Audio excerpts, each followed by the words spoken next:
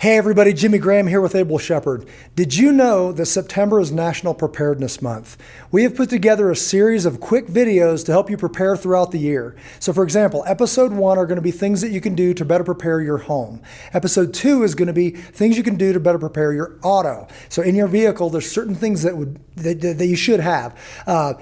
Episode 3 is going to be a go bag and what we call a possibles bag. So we've come up with something that a lot of people already have these in their vehicles, and a lot of people are very interested in putting one in their vehicles.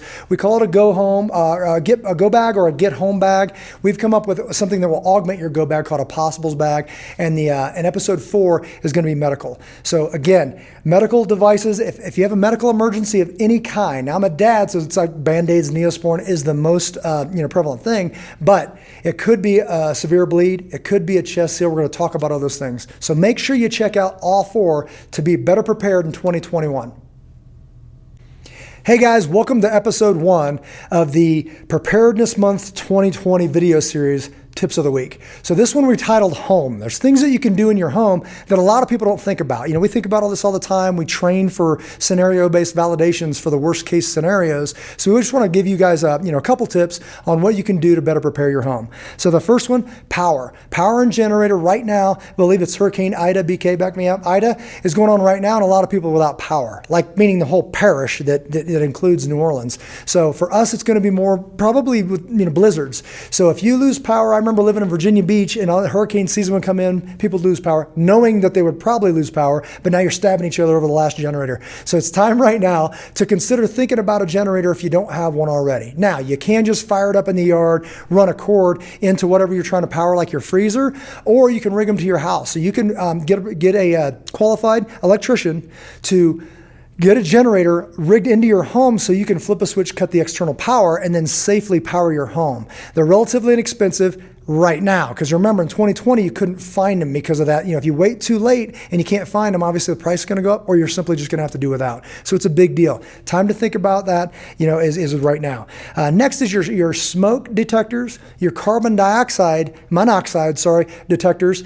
You want to think about these things. So having those things every year. Do not, my wife, one of the things she hates the most in this world is that chirp that goes off in the middle of the night at 3 a.m. And guess who doesn't get to sleep until we figure out which battery's low. So if your house is rigged like mine, you might go change a battery of the one you think it was and they just keep on going. So to prevent that, in this month of September, put it on your calendar.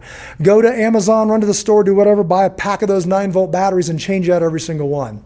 Smoke, that's for your smoke detectors. Now, on your carbon monoxide detector, I didn't know this. Approximately every 7 years, those things expire. They're disposable. So you can change out the batteries leading up to that. Once it goes bad, it's not going to stop chirping. It's saying throw me away. They're inexpensive. That's the time when you need to put that thing in the trash can, put a new one up with a new battery, and it's going to buy you another year. So to avoid that, I'm telling you, if you don't do that now, you're going to think of me right when you're crawling around, when you've got, you're standing up on a card table in the middle of the night trying to reach this thing and you fall down the stairs. Don't say that I didn't tell you. So smoke and carbon monoxide detectors.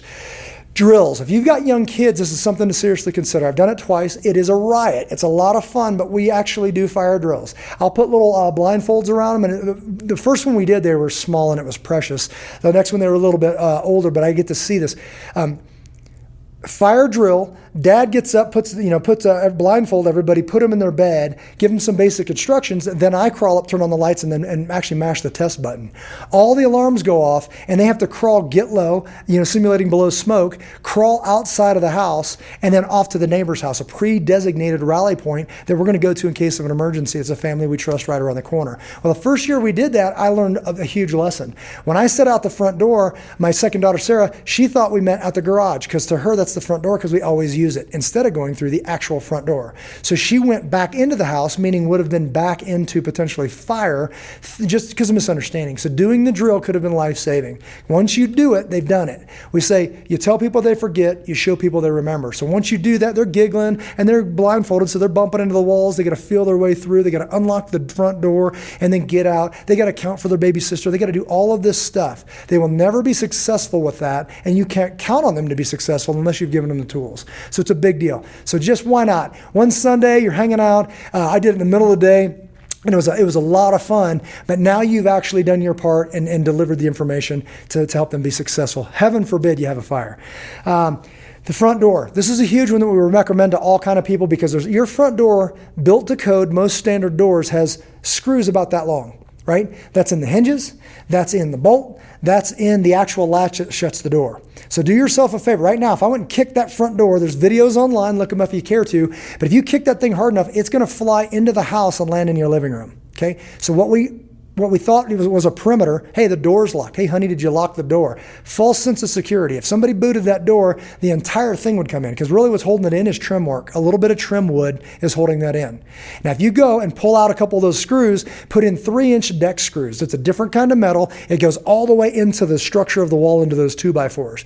You do that in every single time. So take out a couple, put in a couple. Take out a couple, put in a couple, until you replace all of those screws with 3-inch deck screws. Now you can hammer on that door really hard, and they would have to take a section of the wall out to get that door, to bust through that door and get access.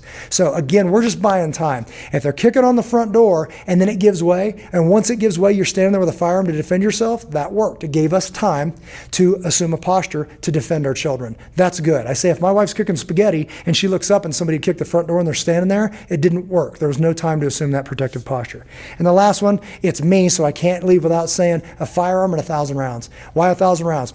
Because everybody says, that sounds like a lot. If you're practicing and shooting and all that kind of stuff, 1,000 rounds. Now, that could be a 22. It's just depending on your financial situation. It means something. That's more of a survivalist round. But if you're talking about, say, a 9mm is a good, responsible starting place. And if you're really good, it's a good practicing place. So having that, some practice rounds, and then some of those rounds in the basement that you're not going to mess with. That's for an emergency. Why? Because there's a lot of legislation trying to make it illegal to buy ammunition. If that happens, you're already behind. So consider that. And with any of that stuff comes the appropriate training. If you have any questions about anything we've covered here, whether it be gear or training or anything, then reach out to us. Find us at ableshepard.com. That's ABLESHEPHERD.com. Till we see you guys again, God bless you guys. Love you. Take care of one another.